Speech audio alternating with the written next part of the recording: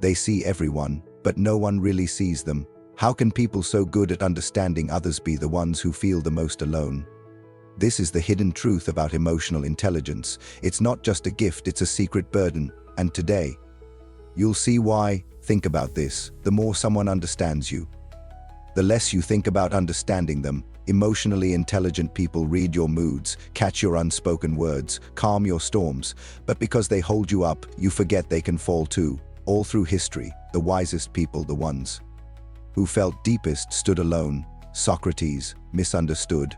Rumi, misunderstood. Seeing too much can cost you everything, and yet they couldn't turn it off, just like the ones today can't. This isn't new. Long ago, people called them healers, oracles, mystics. The oracle at Delphi spoke in riddles. People wanted answers but feared the truth. These people sit close to secrets. They see what others hide or can't even see in themselves. They hold up a mirror. Most people look away. Emotional intelligence is power, but it's silent power. It's not loud. It doesn't shout. It listens. It feels. An emotionally intelligent person knows when you're sad, even when you smile. They sense anger in a joke. They feel the tension no one talks about. But here's the twist: while they carry your storms, they swallow their own. They become the rock, the strong one, the one everyone goes to, but no one really asks, "Are you okay?" They wear a mask that looks calm. It makes others feel safe. This mask becomes their prison. It work. They fix conflicts. It home. They listen to everyone's worries. In friendships, they become the secret keeper, their own storms. They hide them behind smiles and soft words. Psychologists call it the persona, a mask for the world, a wall for the self. People love that mask, but they forget there's a person behind it. And here's the cruel irony. The more they see, the less they're seen. They know your shadows, but who knows theirs? Jung said everyone has a shadow, parts of ourselves we hide. Emotionally intelligent people see these shadows, but people fear being seen that deeply. So they push them away, call them too sensitive, too intense, too much. So they stand alone. But maybe, just maybe, there's a secret reason. Maybe they're meant to be unseen. The healers, the silent peacemakers. In ancient myths, there was the wounded healer. Someone who heals others through their own pain. They carry burdens to lighten ours. They listen so the world doesn't fall apart. They feel so we don't have to. And maybe being misunderstood is the price they pay to hold this fragile world together. So if you're one of them, remember this. Your gift might feel heavy. Your truth might feel lonely. But your presence changes people, even if they don't see you. One day, maybe someone will look at you and see the storm behind your calm. Smile. Until then, keep holding the mirror. Keep feeling deeply, because the world needs the misunderstood more than it will ever know. To see others and be unseen, that is the secret life of the emotionally intelligent. Emotional intelligence is a quiet gift. It's not loud. It doesn't need attention. It sees what's behind people's words, the truth in their eyes, the emotions they hide. People with this gift often notice everything. The shift in someone's tone, the tension in a room. They don't react quickly, they reflect. They listen more than they speak, and they choose empathy over ego. But here's the strange part: the more they understand others, the less they feel understood. In a world that values being loud, fast, and flashy, being calm, deep, and aware can make you invisible. You're not seen for what you truly are because you don't force it. It's like having super hearing. In a room full of noise, you catch every whisper.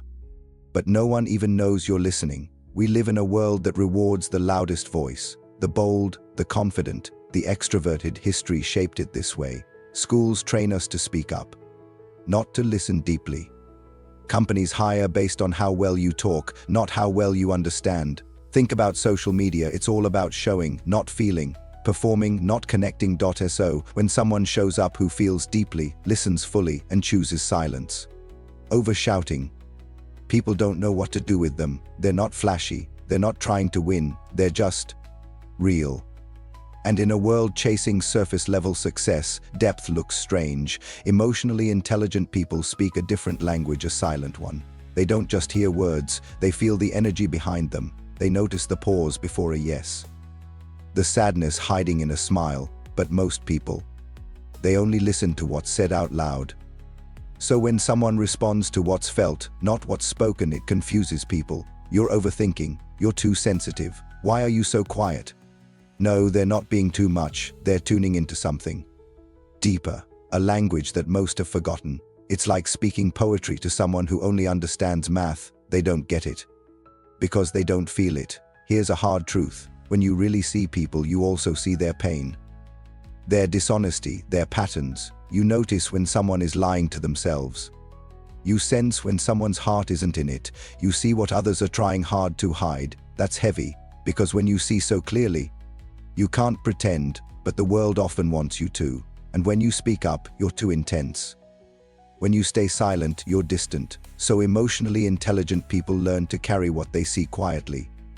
Like monks walking through a crowd of noise, hearing what no one else can. We all want to be seen, heard, understood. Emotionally intelligent people are great at doing that for others. They're mirrors reflecting people's truth back to them, often in ways they didn't even realize. But here's the sad part. Who mirrors them back? When they speak, people often don't know how to respond. When they feel deeply, others may call them dramatic. They give so much emotional understanding, but often get little in return. It's like being a lighthouse for others while sitting alone in the dark. Empathy is beautiful, but it has a dark side. When you understand others deeply, you start excusing their behavior. He's not cold, he's just hurt. She didn't mean it. She's going through something. You justify, you forgive, you shrink yourself for peace. You start putting their comfort above your own truth. And slowly, you begin to disappear. This is the trap, being so good at understanding others that you forget to protect yourself. Empathy without boundaries leads to self-erasure. Some emotionally intelligent people feel ancient, like they've been here before. They don't chase trends, they seek meaning. They don't care about winning the game, they question why the game even exists. In spiritual traditions from Hinduism to Sufism, people like this are seen as old souls, born to help the world evolve, to guide others through the chaos. But the world today moves too fast for them, too loud, too shallow. So they often feel out of place, like wise travelers in a city that never sleeps. Society says, be real. But when someone shows up with real depth, real feelings, real truth, people pull away. You're too deep. You think too much. You're too emotional. What they really mean is, you're making me feel something I'm not ready to face. So emotionally intelligent people learn to hold back, to fake small talk, to hide their depth in jokes. They perform normal to protect others from their own discomfort. But here's the twist. The future needs the very people who feel most misunderstood today. As the world becomes more artificial, more distracted, more disconnected, emotional intelligence becomes priceless. Empathy will matter more than expertise.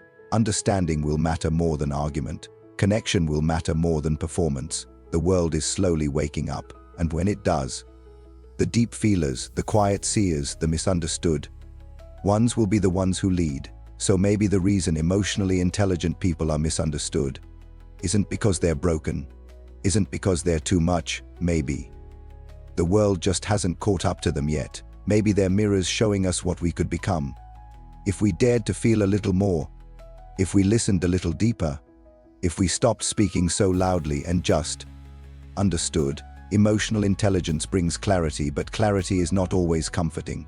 Seeing the truth behind people's actions, noticing the motives, the masks, it can feel like a curse. You can't unsee what's real, you can't unknow what you've felt. And sometimes it makes you feel distant even from the ones you love, because when you know what's not being said, silence becomes louder than words. And in that silence, you often stand alone. Emotionally intelligent people often choose kindness, not because they're weak, but because they care. But others may misread this as passiveness, or even indifference. They may think you don't care enough to argue, or that you don't have strong opinions. In truth, you're just choosing peace over pride. You're fighting battles no one sees inside yourself. But when your love shows up as calm, people might miss it. And it hurts to love softly and be mistaken for cold, to walk through the world with deep emotions.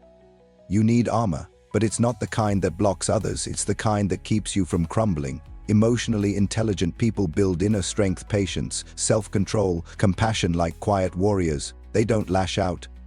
They don't collapse. They stand in the storm and still choose kindness. That's not weakness. That's power with grace. Being the one who always understands means you often carry everyone else, their feelings, their problems, their pain. People come to you to be heard, healed, held.